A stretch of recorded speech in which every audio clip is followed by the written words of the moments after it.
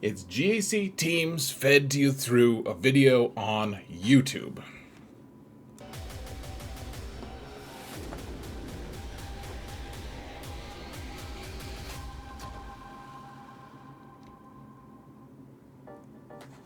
Hello everyone, and welcome to another episode of Zareth Prevails. Today we talk about 3v3 best offensive teams.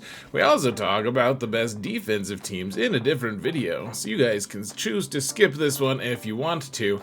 That's an interesting set though, folks. We're kind of back to basics in some ways. There's a lot of weird repeat ones, a lot of strange fish out there, so to speak.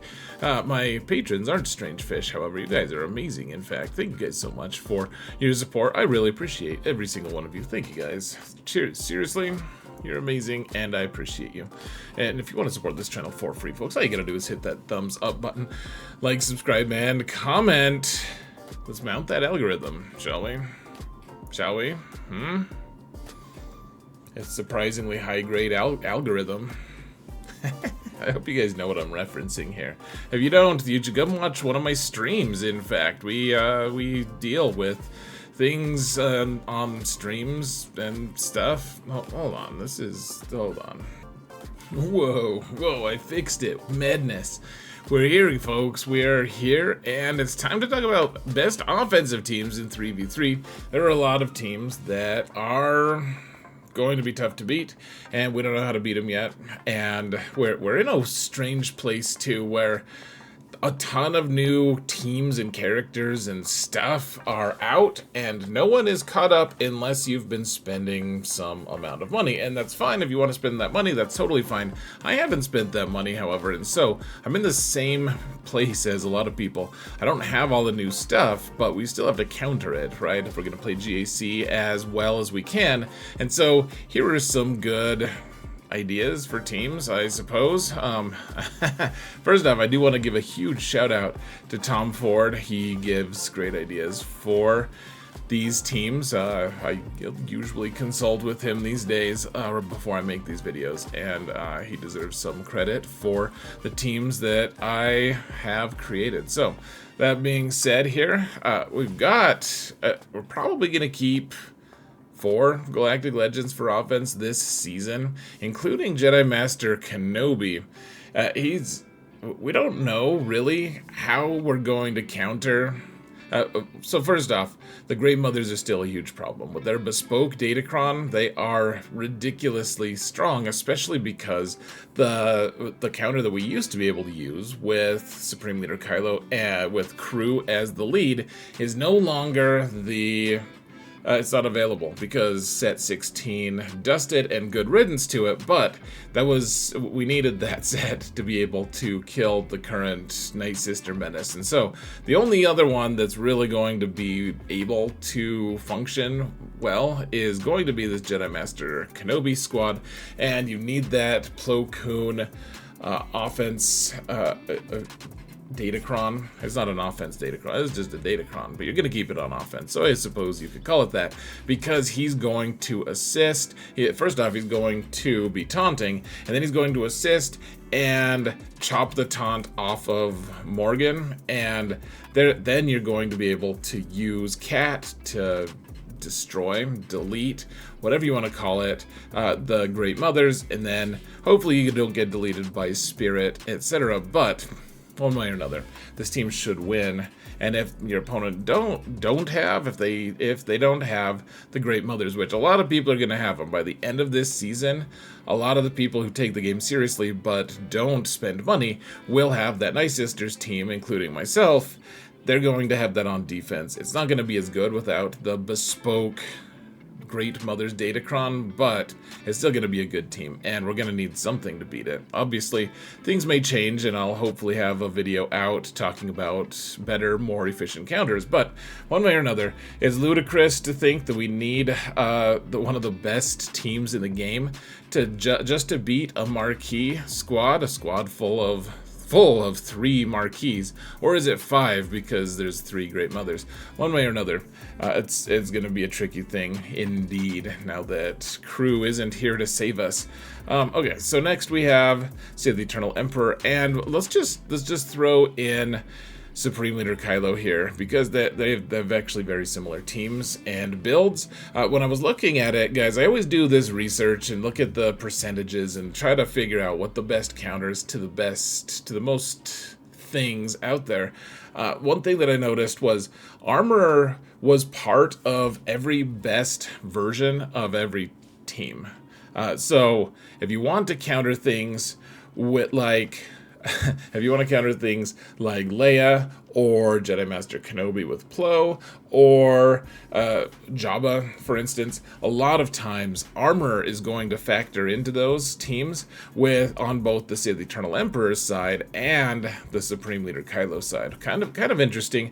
One of the highest win rates against Jedi Master Kenobi, which isn't super high, it's about 65%, something like that, was Supreme Leader Kylo hanging out here with Zombie and old Daka, and that it's not, so it's like you win 2/3 of the time, which means 3 out of your 9 matches, if you have to kill Kenobi with that squad, 3 of your 9 matches are going to end in complete sadness, which, I mean, that's fine. I don't know you, so I'm good with it. But the fact of the matter is that Kenobi is going to be very challenging to counter if someone places that team and you have to use your own Kenobi instead of using it on the mirror match. You have to kill the Night Sisters, but you do have a couple attempts. Sith Eternal Emperor will hopefully be able to do it for you, and if he doesn't, then you have another version with Supreme Leader Kylo. Similarly, Kylo actually is able to beat Leia teams with this comp as well, for some reason. But the best version of killing Leia teams is going to be with Kylo Ren Unmasked and Malgus. Remember that Malgus is a changed man, however. He has his own Datacron, and it gives him a taunt, which is not something you necessarily want. And honestly, if you want to remod him to be mostly protection instead of health, I guess you could put him on defense, but instead, why put him on defense when you could put him on offense and either delete a Galactic Legend or delete a Galactic Legend, just depending on who he wants to hang out with. I mean, he can go with Seer here and your freshly relicked 9 Fulcrum, but you don't have to. Like, this team will take out Rey sometimes, at least, hopefully, or Malgus can go with Kylo. Here's one thing I do want to point out, though, folks, that I really want to make sure you guys are tracking. There is a really good UFU level 6 out there that gives you a ton of turn meter. And it seems like it's going to be really good. It's like, hey, every time you do like a crit, you're going to gain turn meter, and that seems really good. I mean, Kylo's like, dude, sign me up for more turns to delete things, right? And that sounds great, except for the fact that Kylo also has an aversion to turn meter, and in fact he judges everyone equally, at least on his team, about gaining turn meter. You don't want Kylo to be on a team where you're gaining a bunch of turn meter, and I guess that includes the level 3 that gains turn meter as well for your team. And so just something to keep in mind if you're using the new Datacron set. The new dark side stuff, especially for UFUs, is really good, except when it comes to judgy Kylo. He's going to penalize you for your misdeeds, and you should feel bad. Now, crew does factor into some of the best versions of counter teams with Kylo, and that means that he's not typically going to be available when you are going to use Seer with Malgus to delete Rey. The best version of any teams that are going to be used to kill Rey are usually with crew, though I guess it's just a strange thing. I don't know that you're going to want to use the Malgus Kron to kill Rey. Honestly, it might not work that well, because she's gonna just whirlwind you and probably kill you, and it's gonna be sad. Again, I don't know you, and I don't really care, but you know, I just would caution you. This squad will take out quite a few other things, though. Of course, just be careful, because Malgus can taunt, and the reason I was saying previously that if you wanted to have Malgus on defense and you wanted to change his health stats to protection is because Padme, I mean, Padme doesn't even have a wonderful Datacron right now, but she still does a lot of tricks, especially in 3s, where she can auto-kill Malgus right away if you use like Gidme or something, and Gideon's kind of available in 3s, frankly, guys, and so you can probably delete Malgus when he's on defense if he has a really high health percentage, because courage does damage based on max health and etc. So that's why I would say, if you're lazy like me, just don't remod him. Keep him at super high health, because that's where he tends to do better at, and then just keep him on offense, and it's not a big deal. Do it the lazy way, guys. One way or another, though, I do think Malgus is going to be a really interesting factor, and his team may change, guys. I mean, stay tuned for that. Come watch me. Like I was trying to say before, I got super distracted by the fact that we didn't have the right formatting on the video. Come watch me on Twitch, guys. Come watch me live. I'm gonna try to do a live thing on YouTube at some point. Let me know in the comments, guys. Are you interested in watching me live on YouTube as opposed to Twitch? I'm gonna do a show on YouTube at some point. I don't know what it's gonna be. If it's gonna be GAC, if it's gonna be something else. But let me know what your thoughts are. And anyways. Come watch and see what teams I eventually start using, because this season we're really going to try to adapt and work hard, because I don't have any of the new teams. And last season was my first losing season in a long time. 4-5. Maybe it's acceptable and understandable, but I don't love it. So let's move on here, folks. Jedi Master Luke has been on defense for me forever, because that stupid tank cron was just so strong for him, but now it's done, and we want him back on offense. He's going to be destroying things, and I mean, he's going to be stun locking people left and right, because the set 17, we're on set 18, but we have 17 as well to use. The set 17 is really nice for Jedi, and so you're going to be able to stun lock your opponents, you're going to be able to destroy them, and probably, because everyone you face is going to probably have a Tusken team, maybe not, but a lot of them are going to.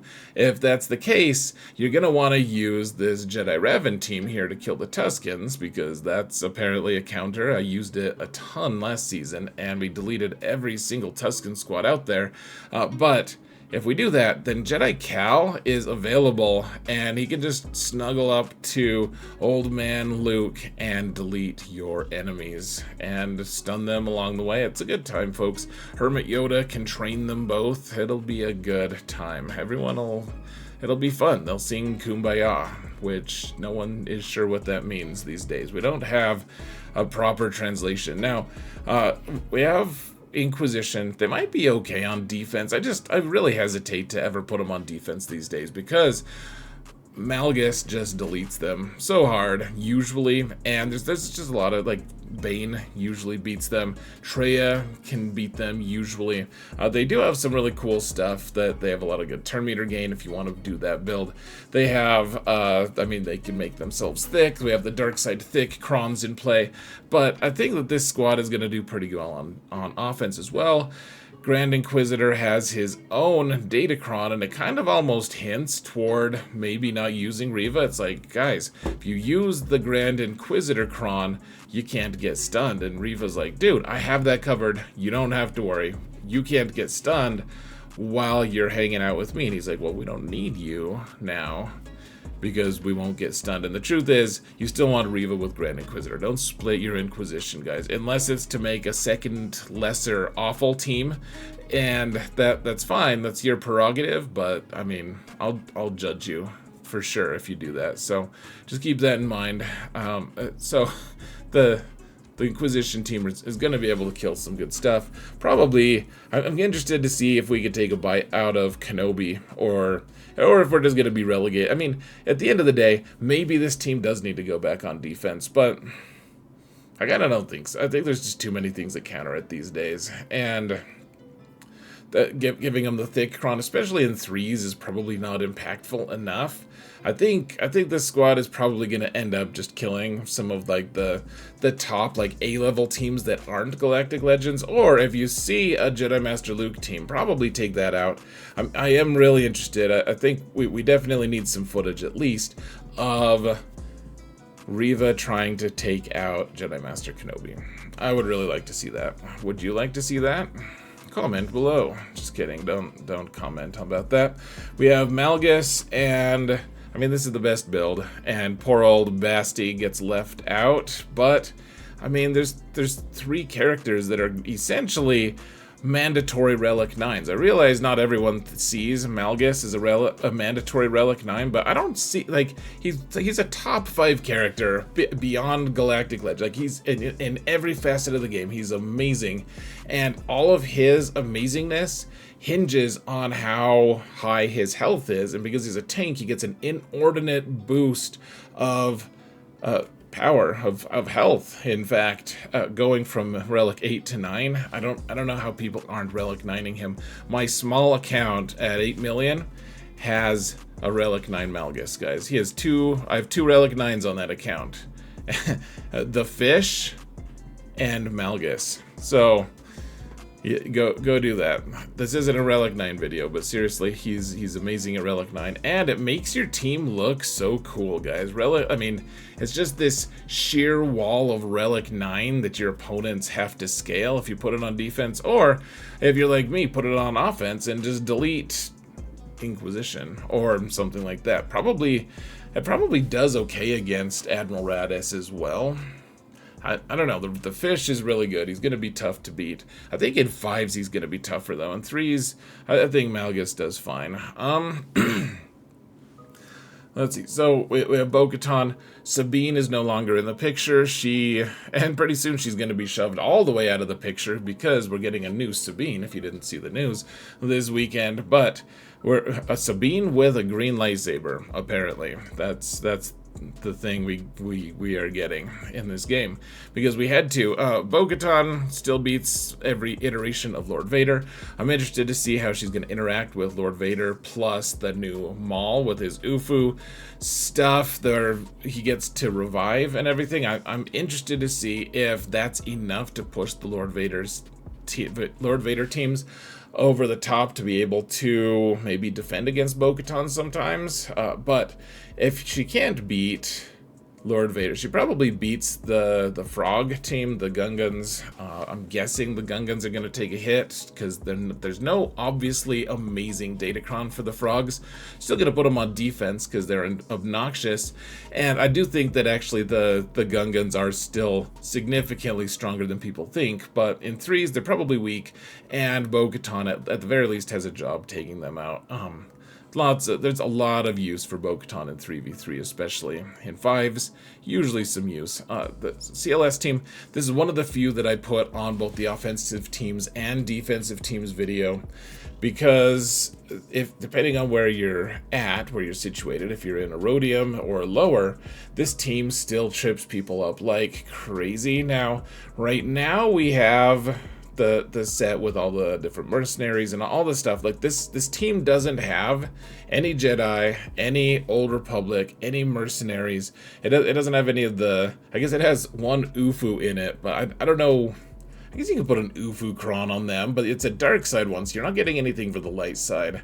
You're not getting anything for like the tank revive from the other set. You're not getting any Jedi. Like they're just kind of evading all the stuff. They're still a very solid team, and you probably want Han and Chewie off doing other things, which we'll talk about as we progress in this video and the next one. But this team is going to be good on defense or offense, and honestly, there'll be half the time that you just kind of leave it on the bench, and then sometimes you'll be able to get some use out of them. The Dr. Aphra team, I don't think now that the support cron is gone and the 000 support nonsense is gone, like I think Aphra is really looking interesting in 5v5. You can throw her with like Hondo or something. There's like some really interesting 5v5 builds for her. In 3s, she doesn't get to use her Omicrons. And don't apply the Omicrons on the droids. That's a rip-off. CG's trying to steal your Omicrons by it's even creating those things. But one way or another, the Aphra team, probably on offense, probably doesn't do a huge amount in 3s, frankly. Maybe maybe we take out a Zori team occasionally with them. We'll see. We're probably not going to get too adventurous. And guys, just a reminder, 3v3 Aphra does not kill 3v3 Jabba. That's not a thing that happens. That's a fluke if you end up getting a win. People send me these awesome screenshots of like, oh my gosh, I won this. You're wrong. Your video said this doesn't work. And then, of course, I decide not to, but I could dig through and send you a screenshot of a 14% win rate, and you just happened to be one of those lucky few. That doesn't mean that it's a counter I condone, and so this team, we'll see. I doubt it's going to be that good. It's probably not going to amount to much. I'm sorry, Aphra. I just don't think you're that cool.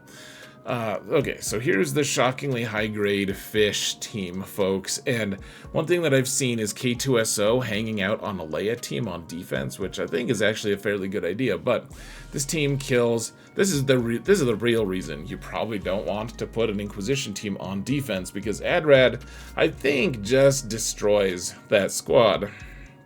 I'm not totally sure in threes, but Adrad already has a pretty nice advantage against a lot of Imperial teams, Empire teams, whatever, and there's a lot of Empire teams kicking around out there, in fact, but even beyond his natural advantage with them, he also has that really good Rogue One Kron, and honestly, it's just killing so much. Last season, that's been my favorite thing these last couple months, is the Rogue One Kron, where Jyn kind of has her own level 6, and K-2SO reduces turn meter with his level 9. Really fun team for offense. Could you put it on defense? I suppose you could, though I think in threes, like, Traya probably just deletes it pretty hard, is my guess. I would recommend keeping it for offense and embracing fun, folks. It's a fun team. You all have him at Relic 9 because he's required. Go use him on offense, guys. He is super fun. My alt does it as well. I don't even have K-2SO on that account, or at least not to the point where he has relics. So I still use him on the team. It's a lot of fun, guys. Pure joy. Now, Starkiller is interesting. He assists all of his Ufu buddies. Every time an Ufu takes a turn, then he assists whoever they're targeting. And so he's going to assist Vader so much. He's going to follow him around like a little puppy, like a hyperactive little puppy. He was already following Vader around when Vader does his merciless massacre. You know how it works. Vader does an attack, and because he's a Sith character, Starkiller assists, and Vader does another basic, and he assists. I think Starkiller is going to do it twice now. I think that seems like what the Datacron is saying, and so we don't really need Mara Jade or Emperor Palpatine for this team. I think Vader and some kind of a tank seems kind of nice, frankly. We'll see how that goes, but really interested to see. Well, hold on. Does he... I think he assists... I might have said something wrong. Hold on. Okay, yeah. Whenever another ally uses an ability on their turn, then he assists. Good. Good. I didn't get it wrong. I did misspeak, though. I said every time an Ufu friend of his does that. So, my bad, guys. Let's continue on. So, we have a different use for Savage, and it's on defense, so go look at that. I think Traya's gonna do just fine, even though they're gonna miss that support Kron. Darth Sion's gonna step up, and if he doesn't, he's gonna ship out, and we're gonna put Sith Empire Trooper there instead, because we need some kind of a taunt. But I do think that in threes, assuming... we'll just have to see. It's a wild new world, folks, but I do think Traya still, even without Savage, is going to be deleting things. It's going to be a sad world without Savage, of course, but I think, I think even this team will probably still beat Adrad, would be my guess. Again, I'm not totally sure, but it seems like that. And then we don't have Vader to go alongside Darth Bane, but remember how we all got totally screwed by CG recently by them completely negating the relics that everyone put on Sith Assassin? The good news is Sith Assassin can still die for the cause and give Bane more stuff, more stats by dying, and so that's what we're gonna do. Darth Bane is gonna be killing all the Quadme teams and all the other things that we have to kill, and probably not killing the really strong stuff, because that's beyond him now. Now here's an interesting interaction I overlooked while I was making my Datacron video. You can actually, with mercenaries, if you get the level 6 stun on special, you can actually just cycle through and get an infinite loop with Aura Singh if you can finagle it. Now this isn't necessarily the team that I condone her using, and I think in 5s you're going to start being able to use her a lot better, but remember, she can stun on basic. Cad Bane can also stun with one of his specials, and then anytime you use a special, you're going to be stunning. And the way the level 9 for Aura Singh reads, she's every time anyone on the opponent team gets stunned, she's going to take a bonus turn, and so she's gonna get a ton of turns. And remember, she has a couple specials that she's able to just kind of cycle through and just keep stunning people. And Boba Fett's going to be gaining a lot of turn meter. He's going to be doing a lot of cool stuff. And so I don't know if this is the specific, precise team that we want to do, but Aura is going to be able to stun lock your opponent, especially in 3s where there's only 3 guys that you have to face. And if you can actually get her team going, it seems really cool in theory. I'm very interested to see how this all plays out. So, all right, mercenaries. We're starting to get into the more and more mercenary teams now. So we have Bando here and Wampa, good old mercenary Wampa, right? So we have Bando. Dengar has a really interesting mercenary cron, and it's the same as the hyperactive Sabine one, right? Where every time someone on your opponent's team takes a turn, Dengar gets a bonus turn, and so he's constantly throwing grenades. Remember, he throws as many grenades as there are opponents, plus 2. So in 3v3, he's throwing 5 of them, usually, unless there's a summon or something like that, and that gets the Whistling Birds on Bando going really nicely. And then if you just throw L3 there, she's also a tank. You can do the plus offense cron if you want, or you can do the one where you just constantly stun, because Dengar is going to be able to stun lock every time your opponent gets out of his stun. He's going to be able to stun them again. Both of them seem really strong. The level 6s are pretty good. I like the one with extra offense because it's going to give Bando a huge boost, but I do like this team on offense. I think it's going to take out a lot of stuff. I'm very interested to see how it goes. Wampa, just keep doing your thing, man. All right. We have...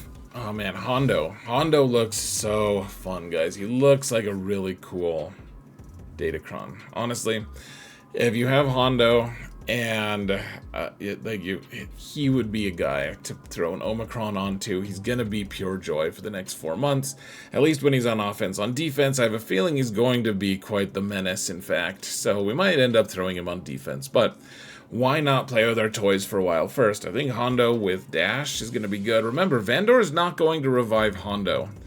Vandor can't revive Hondo because Vandor doesn't... He's judgy. He doesn't want to revive anyone who's not light side.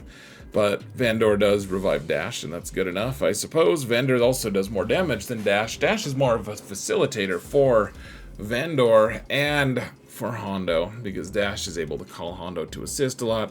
Hondo is going to be reducing his own turn meter all the time, and so... oh, not turn meter, his own cooldowns all the time, and so he's going to be able to lock 1/3 of your opponent's characters up at a time, just completely negating what they have. Like he's gonna be a thing, guys. He's gonna be very, very strong, I think, and I'm excited to use him with Dash. Is that going to be his final destination? I guess we'll find out. I have a feeling he's going to end up on defense on some kind of obnoxious team that everyone kind of realizes, like, oh my gosh, look at this synergy. This is really cool. We'll see. We'll just have to see. All right, we have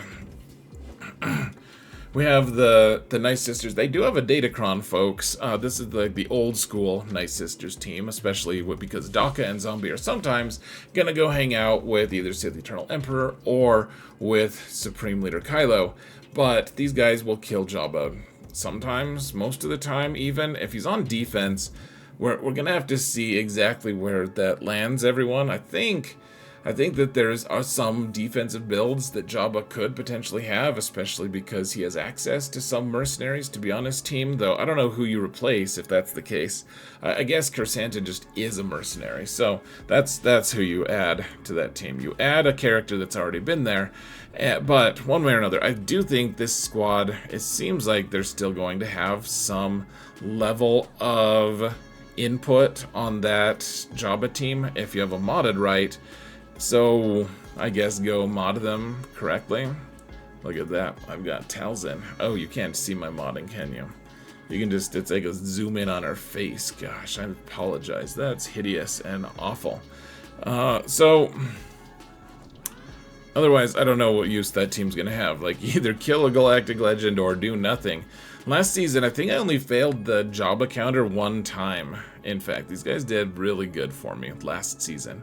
Of course, if that's your only Jabba counter, and it fails, you could be in a little bit of hurt here. So, I looked and I didn't realize, for some reason I thought Boba was a mercenary. He's not a mercenary.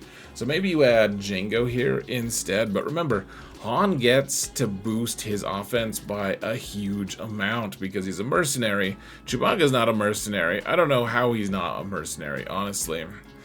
He should be, honestly. After the fiasco, the metal fiasco at the end of episode 4, you'd think that Chewbacca would just say, screw these guys, I'm gonna work for someone who's gonna actually give me some metal. So, anyways, I think Han supercharging his offense by 400% is going to be ludicrous speed. And honestly, going with Boba, even though he's not a mercenary, could be a good one just because Boba's also going to boost his critical damage, and that combination could be really good. We could also just do Jango, and Jango gives Han some, like, speed.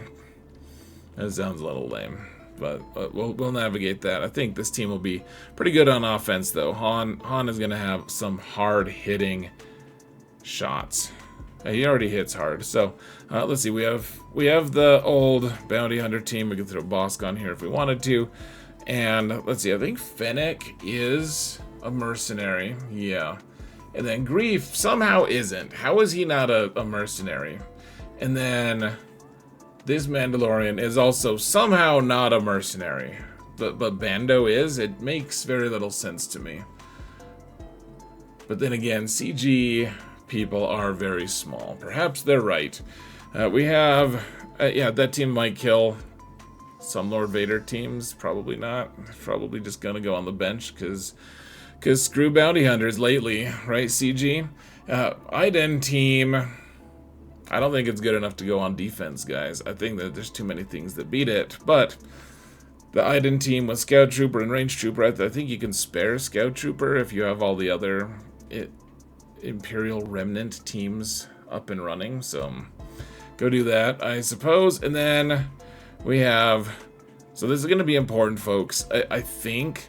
I'm not totally sure. The sortie squad is going to be pretty good, I think. And if it is pretty good, then maybe the Bad Batch team will work against it. I don't remember. I don't have a good memory, folks. For a long time, the sortie squad was very, very strong. Now, I'm not totally sure. But it does seem like this Bad Batch team might be a counter, possibly, to Sortie and her shenanigans. So, stay tuned and we'll find out about that. I do think Bad Batch, they've still got something going on. Anyways, folks, we've got another video coming up for you guys. There should be a link below me at like right now-ish, and that should link you to the video, to the defensive team's video. I'll see you over there. Thank you all so much for watching, and remember that in all things, I hope you prevail. Take care, folks.